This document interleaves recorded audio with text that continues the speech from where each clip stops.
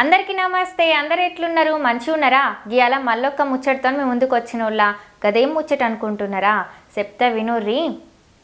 అక్కేంది ఏం ముచ్చట తెచ్చింది అనుకుంటున్నారా? అసలు ఏం ముచ్చట అంటే గదే ఉల్లా ఇప్పుడు యూట్యూబ్లో మోత మోగుతాందుల్లా. గదే హీరో మోహన్ బాబన్న మనోజ్ అన్న వీళ్ళ ఇద్దరి మధ్యన గొడవుల్లా.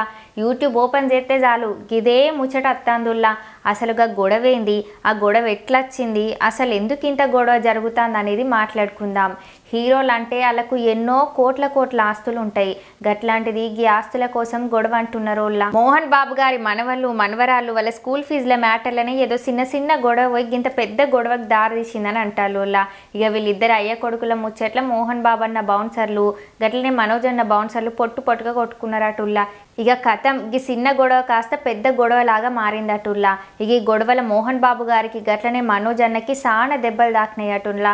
మోహన్ బాబు గారిని 10వ తారీఖు 12వ నెల 2024 తారీఖు 8 గంటలకు గచ్చిబౌలి హాస్పిటల్లో జాయిన్ అయ్యిందని అంటాళ్ళు.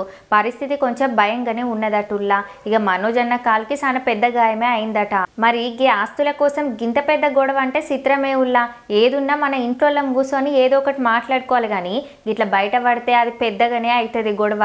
గంతేకాకుండా ఇంకా ఏదో పుల్లలు పెట్టనీకి చూస్తారు జనాలు. ఈ గొడవ కాస్త అన్నదమ్ముల గొడవలాగా అవుతుందేమో అంటాళ్ళుల్లా. మంచు లక్ష్మి అక్క కూడా చాలా ఇన్వాల్వ్ అవుతుందట ఈ గొడవల. మనోజ్ అన్నకి విష్ణు అన్నకు కూడా కొంచెం గొడవ అయిందని అంటున్నారుల్లా.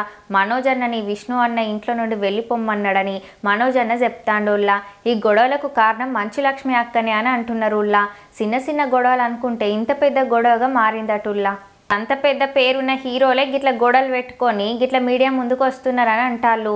అసలు ఈ గొడవ ఇంత పెద్దగా జరుగుతుందా, లేక మధ్యలో పుట్టించే పుకార్ల వల్ల గిట్ల గొడవలు జరుగుతున్నాయా?